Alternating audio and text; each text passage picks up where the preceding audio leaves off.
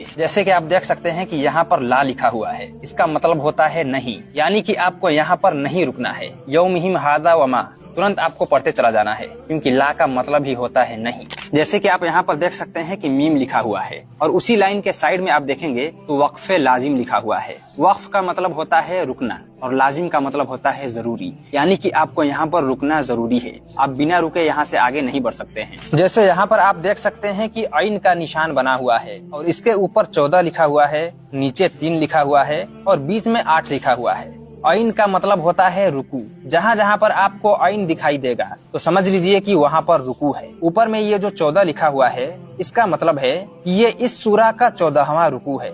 ये है सूरह तौबा। सूरह तौबा की ये 14वां रुकू है। और नीचे में जो 3 लिखा हुआ है, इसका मतलब ये है कि ये इस पारा का तीसरा रुकू है। जैसे कि ये 11वां पारा है तो ये 11वां पारा का तीसरा रुकू है। और बीच में ये जो 8 लिखा हुआ है, इसका मतलब ये है कि इस रुकू में कुल 8 आयतें हैं, यानी कि पिछले वाले रुकू से लेकर इस रुकू के बीच टोटल 8 आयतें हैं। जैसे कि आप यहाँ पर देख सकते हैं कि जा का निशान बना हुआ है और उसी के ऊपर एक और निशान बना है। तो इन दोनों का मतलब क्या होता है? देखिए, जा का मतलब होता है वक्फे मुजव्वज, यानी कि यहाँ पर न ठहरना बेहतर है, यहाँ पर नहीं ठहरना चाहिए। लेकिन अगर आप ठहर भी जाते हैं तो माना नहीं बदलेगा। और ऊपर में ये जो साद, लाम और या लिखा हुआ है, इसका मतलब होता है कि यहाँ पर मिला करके पढ़ना है, यहाँ पर रुकना नहीं है। फिर भी सांस टूटने की वजह से अगर आप ठहर जाते हैं तो मीनिंग में बदलाव नहीं होगा। तो देखा जाए तो दोनों का मतलब सेम ही है। ठहरने से ज्यादा बेहतर है कि आप मिला करके आगे पढ़ते हुए चले जाएं। जैसे कि आप यहाँ पर देख सकते हैं कि जीम का निशान बना हुआ है,